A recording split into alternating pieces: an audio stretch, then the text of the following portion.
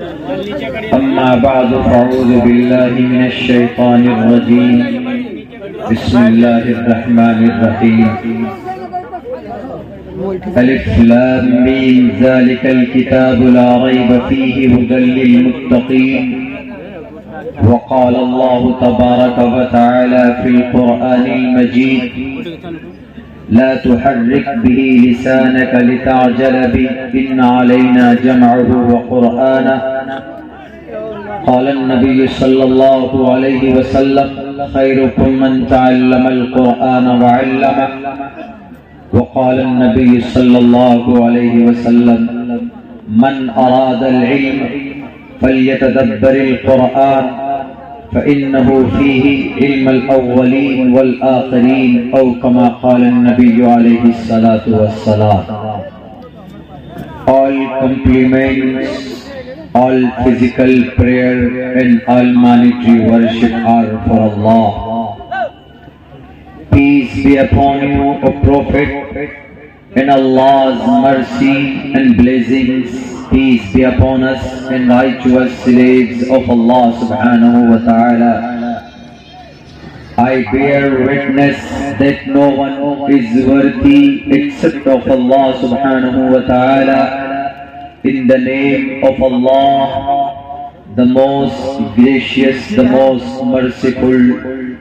O my Lord, expand me my grace, is my task for me.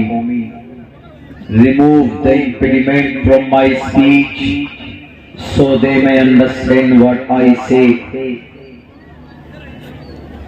Bahunam janmanamante Gyan Van Mam Parpatigyate Vasudevah Sarvamiti Samahatma Sudurlabha Udara Sarva Evaite Gyani Tatmeva Maimatam Astitah Sahiyuktatma Mameva Muttamam Gati Om Sahina Vavatu Sahino Bhunaktu Sahviriyam Karmamahe Tejasvanavati Davastuma Viddishavahe Brahmanantamanadi Vishvakurdajam Satyam Param Shasvatam Vidya Yasa Sanatani Nagam Virdai Om Shanti Om Shanti Om Shanti.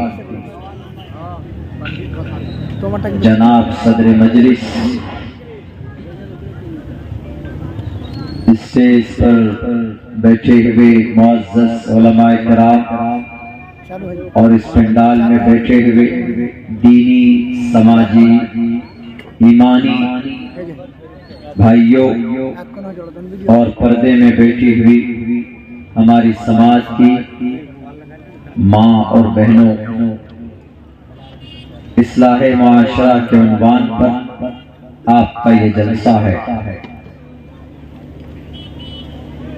और इस वक्त तक इस ठंड में आप लोग बैठे हैं, ये इस बात की वाज़ेह दलील है कि आज भी मुसलमानों के दिलों में अपने मजहब और अपनी शरीयत के ताल्लुक से उनके दिल में एहतराम और मोहब्बत बाकी है। मेरे भाइयों, बातें बहुत सारी अभी तक आपके इस प्रोग्राम में कही जा चुकी है। अमल की ज्यादा जरूरत है। सबसे ज्यादा अच्छी बातें मंच से कौम के लिए मजहब इस्लाम में कही जाती है। उसके बावजूद भी हमारी इस कौम में बुराइयां दिन ब दिन बढ़ती चली जा रही।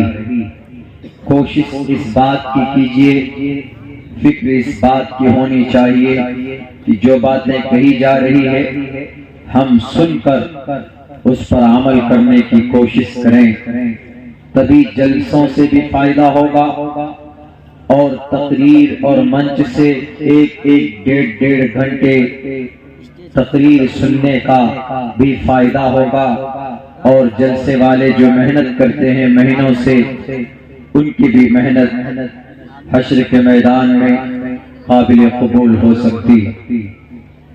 عمل اصل ہے.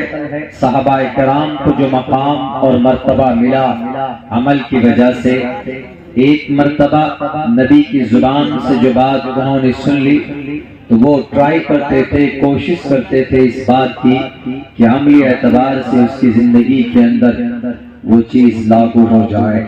آج ہم مسلمانوں میں یہ بہت بڑی کمی ہے کہ ہم لوگ سنتے ہیں لیکن ہم لوگ عمل نہیں کرتے.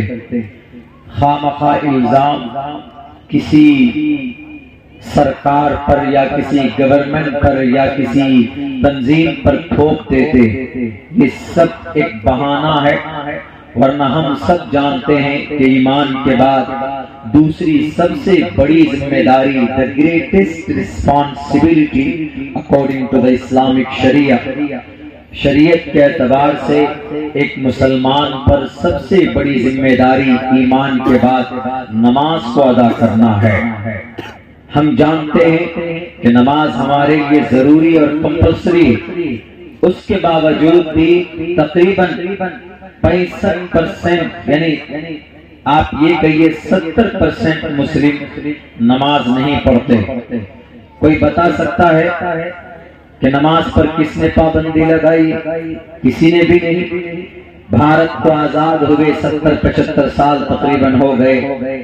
بہت ساری سرکاریں، government, P M C M آئے گئے، لیکن کسی نے آج تک نماز پر پابندی نہیں لگائی کہ مولانا ہم نماز اس لیے نہیں پڑھتے کہ نماز کے اوپر پابندی لگا دی گئی. لیکن مسلمان نماز نہیں پڑھتا.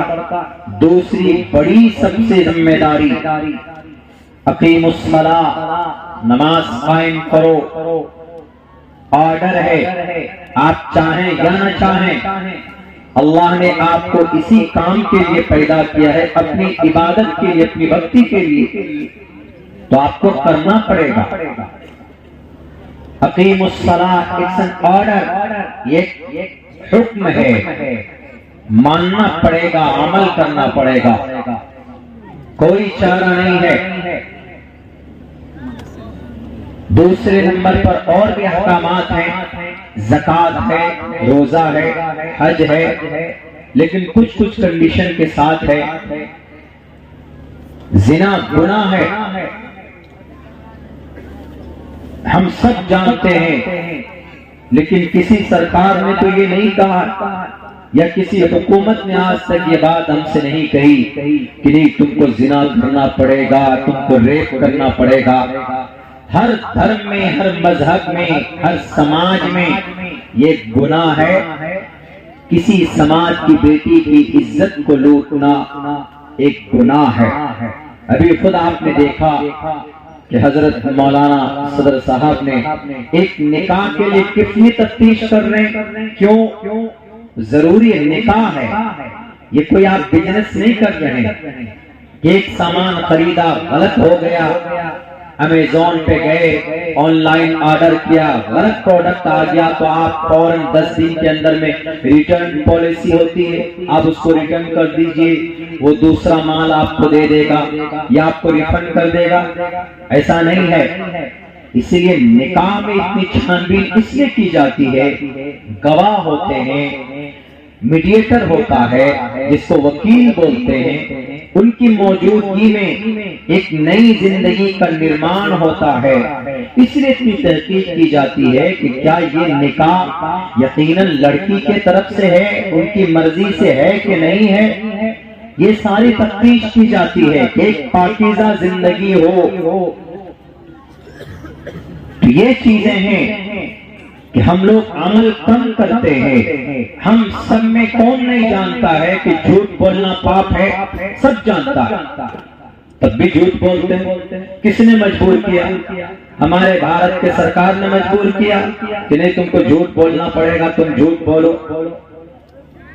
تب بھی ہم جھوٹ بولتے ہیں. اسلام کے تحت سود کھانا حرام ہے، تب بھی مسلمان سود کھاتا ہے. سینے میں دل لے کر، ایمان لے کر، تب بھی سود کھاتا ہے، سود پہ پیسے لگاتا ہے. اللہ نے دولت دی ہے تو اس کا ناجائز استعمال کرتا ہے. صاف لفظوں میں قرآن میں ہے احل اللہ البیع وحرم الربا، قرآن کی آیت ہے یہ. روزہ فرض ہے. کتب علیکم الصیام کما کتب علی الذین من قبلکم لعلکم تتقون. ایک چیز اور بتاؤں مسلمانوں، ہم لوگ اپنی زندگی گزارتے ہیں اللہ کے کمان، اللہ کے حکم کے مطابق، نبی کے طریقے کے مطابق. ہر حکم کے پیچھے ایک حکمت ہے. Why do we offer salah 5 times a day؟ کیوں ہم لوگ 24 گھنٹے میں 5 وقت کی نماز پڑھتے ہیں؟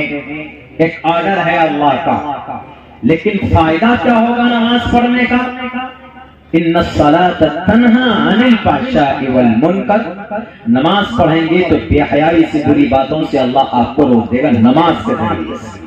یہ صرف قرآن کا اور اسلام کا یہ طریقہ ہے کہ اگر آپ عمل کرتے ہو کسی اچھے اللہ کے حکم پر، اللہ کے آرڈر پر، تو اس کا ریزلٹ، اس کا ریٹرن آپ کو ملتا ہے.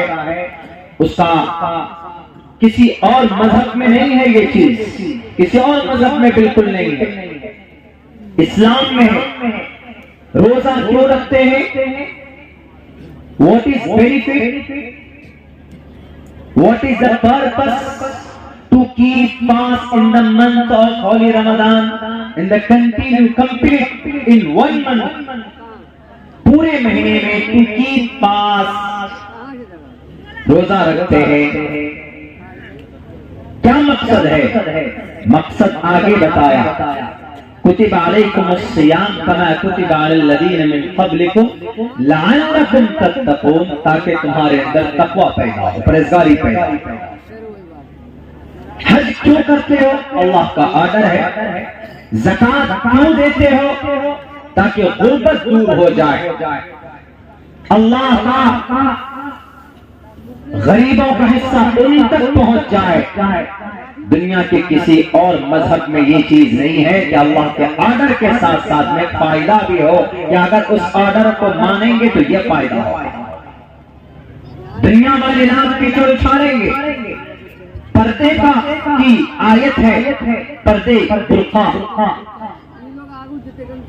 یا نساء النبی لستن کاحد من النساء ان اتقیتن فلا تخضعن بالقول وقرن في بيوتكن ولا تبرجن تبرج الجاهلية الأولى قل للمؤمنات يغضضن من أبصارهن ويحفظن فروجهن. سماج کی بیٹیوں اپنی گھونگھٹ، اپنی نگاہیں نیچی رکھو. راستے میں چلتے ہو تو غیر محرم کو دیکھنے کی کوشش مت کرو. دونوں کو آرڈر ہے، عورت اور مرد دونوں کو، لڑکا اور لڑکی دونوں کو. کیا فائدہ ہوگا؟ وَيَحْفَظْنَ فُرُوجَهُنَّ، تمہاری عزت محفوظ رہے گی. اگر تم پردے میں رہیں گے، اپنے نگاہ کو کنٹرول میں رکھیں گے، تو تم کسی غلط کمیونیکیشن میں نہیں آئیں گے. ناجائز سمبند آپس میں تمہارا کریٹ نہیں ہوگا. ناجائز تعلقات، ناجائز سمبند تمہارے بیچ میں پیدا نہیں ہوں گے. یہ اسلام کی خوبصورتی ہے، یہ قرآن کا فرمان ہے. اگر آپ کسی آرڈر کو مانتے ہیں، کوئی نہ کوئی مقصد پیچھے ہوتا ہے. دنیا چلا رہی ہے، ابھی بدنام کرنے کی پوری کوشش میں ہے، مگر آپ دو لفظوں میں کہہ سکتے ہیں یہ اسلام ہے. اللہ آرڈر کرواتا ہے، حکم کرواتا ہے، عمل کرواتا ہے، لیکن ریزلٹ ہمیں دیتا، اس کا فائدہ ہمیں ملتا ہے. سماج کے اندر کوئی بیٹی گھونگھٹ ڈال کر، اپنی خوبصورتی کو چھپا کر، اگر اپنی عزت و آبرو کو کسی غیر کے سامنے ظاہر نہ کر کے اپنی زندگی گزارتی ہے، میں 100 بار قسم کھا کر یہ بات کہنے کے لیے تیار ہوں، اس کی عزت پر کوئی ہاتھ ڈالنے کے لیے سوچے گا بھی نہیں. کیوں؟ پتہ ہی نہیں. بلکہ برقع پہننے والی عورت کا تو دل سے سمان کیا جاتا ہے کہ نہیں، یہ بڑی عزت دار معلوم ہوتی. دیکھ لیجئے ممبئی میں وہ ایکٹریس، وہ کسی اداکار کی بیٹی کپڑے نہیں پہنتی. پتہ ہے اس کی اصل بات کیا تھی اندر میں؟ کبھی کبھی ایسا ہوتا ہے کہ کپڑا جب نفرت کرنے لگے نا آپ سے، جب اللہ روٹ جاتا ہے تو پھر اللہ تبارک و تعالیٰ آپ کو کس دہلیز تک پہنچا دیتا ہے. یو کان گیز, آپ اندازہ نہیں لگا سکتے. نام نہیں لوں گا میں. برہنہ گھومتی ہے, وہ چھوٹے بہت چھوٹے کپڑے کا نہ کے برابر. وہ کوئی مسلم اداکار کی بیٹی, اس سے کسی نے پوچھا, اس نے کبھی کپڑے پہنے کہ میں پورا کپڑا پہننا چاہتی ہوں, تو اس نے کہا کہ میں پتا پورے کپڑے کیوں نہیں پہنتی, کیونکہ میں جب پورے کپڑے پہنتی ہوں تو میرے پورے بدن پر چھالے پڑ جاتے ہیں. کپڑے نے نفرت کرنا شروع کر دیا اس عورت سے. Don't show your beauty and ornament in front of the stranger person. کسی اور کے سامنے اپنی خوبصورتی کو ظاہر مت کرو. میرے ہندو سماج کے ہندو بھائیوں, ادھے پشیس مو پری سنترام پادکو ہر ماتے کو شلپکو. آپ کی منتر, آپ کی یجروید کا یہ شلوک, پرشنوتری کا یہ منتر ہے, یتر ناریستو پوجنتے رمنتے تتر دیوتا تتر تاستو نہ پوجنتے نہ رمنتے نہ تتر دیوتا. بیٹی کے سمان میں, اس کی عزت کے سمان میں یہ باتیں کہی گئی. تو اللہ کا جو آرڈر ہے وہ حکمت سے بالکل خالی نہیں ہے. یہ صرف قرآن کا امتیاز ہے کہ اللہ اگر کوئی کام کرواتا ہے تو دنیا کے اندر اس کا بینیفٹ بھی عطا کرتا ہے کہ اس کا یہ فائدہ, اگر یہ کرو گے تو یہ ملے گا. سماج کی بیٹی عزت, اگر سماج کی بیٹی پردہ کریں گی تو ان کی عزت محفوظ. اگر ہمارے مسلم بھائی 5 وقت کی نماز پڑھیں گے تو برائیوں سے محفوظ. اگر وہ زکوٰۃ دیں گے تو سماج کے چور طبقے کو, غریب طبقے کو, ان کو اللہ تبارک و تعالیٰ زکوٰۃ کے ذریعے سے ان کو 2 وقت کی روٹی دی جا سکتی, چوری کو ختم کیا جا سکتا ہے. زکوٰۃ کے ذریعے سے آپ اگر روزہ رکھیں گے تو 11 مہینے میں جو آپ گناہ کرتے ہیں تو 1 مہینہ روزہ رکھنے کی وجہ سے اللہ تبارک و تعالیٰ رمضان رامازا کے معنی جلانے کے آتے, 1 مہینہ مستقل روزہ رکھنے کی وجہ سے جو آپ کے اندر جو گناہ کی جو نحوست پیدا ہوتی, جو گندگی جم جاتی ہے نا, تو یہ رمضان کے 30 روزے اس کو جلا کر ختم کر دیتی, راکھ بنا دیتی. اسی لیے رمضان کو رمضان کہا گیا کہ وہ گناہوں کو جلا کر راکھ کر دیتی. کتنا بڑا فائدہ ہے. اگر کینسر کا علاج کرنا ہو تو ڈاکٹر لوگ کہتے ہیں کہ تو کی پاس من پورے 1 مہینہ تم کچھ کھاؤ مت, 24 گھنٹے بھوکے رکھتے, 24 گھنٹے میں صرف کچھ ڈرائی فروٹ اس کو دیے جاتے ہیں. اگر کوئی اسٹیج پر کوئی کینسر کا مریض ہے تو اس کو اللہ کی اگر مرضی ہے, اگر اللہ نے اس کے مقدر میں شفا لکھی ہے تو وہ آدمی اس ٹریٹمنٹ کے ذریعے سے, اس علاج کے ذریعے سے آدمی کینسر سے جیت سکتا ہے. اس لیے 1 مہینہ بھوکا رہنے کی وجہ سے, ہمارے روزے کی وجہ سے, روزے میں یہ مصلحت اور یہ حکمت اللہ تبارک و تعالیٰ نے رکھی. بھول جاؤ دنیا کے ان غلط فہمیوں کو, ان میڈیا والوں کی بے زبان, ان کی زبان درازی کو, ان پر غور فکر کرنے کی ضرورت نہیں ہے. ریالٹی قرآن میں ہے, ریالٹی اللہ کے آخری سندیش, اس سندیش میں ہے جو 23 سال کے قلیب مدت میں نبی پاک علیہ الصلوۃ والسلام کی قلب اطہر پر اس قرآن کو نازل کیا. اللہ تبارک و تعالیٰ نے, لوگ بدنام کرتے ہیں کہ مولانا اس قرآن کو پڑھ کر کیا ملے گا. دنیا کی کسی بھی کتاب کو پڑھنے پر نیکی نہیں دی جاتی, کسی بھی کتاب کو. توریت پڑھ لیجیے کوئی نیکی نہیں, زبور کا مطالعہ کیجیے کوئی نیکی نہیں, ہمارے ہندو بھائیوں کا گیتا پڑھیے کوئی پنیہ نہیں ہے. اچھائی کا درشن ہو سکتا ہے لیکن پڑھنے کے بعد آپ کو اس میں پنیہ نہیں ملے گا. اچھی باتیں ضرور مل سکتی ہے. یجروید میں, اتھروید میں, رامائن میں, مہا بھارت میں, گیتا میں, بائبل میں, متا میں, مرقس میں, لوقا میں, یوحنا میں, برنیاس میں, آدی گرنتھ میں, تالمود میں, آواستھا میں اچھی باتیں مل سکتی ہے. لیکن جب اس کو کوئی پڑھتا ہے تو 1 حرف پر 1 نیکی صرف قرآن پڑھنے پر دی جاتی ہے, باقی دنیا کی کسی اور کتاب کے پڑھنے پر یہ نیکی نہیں دی جاتی.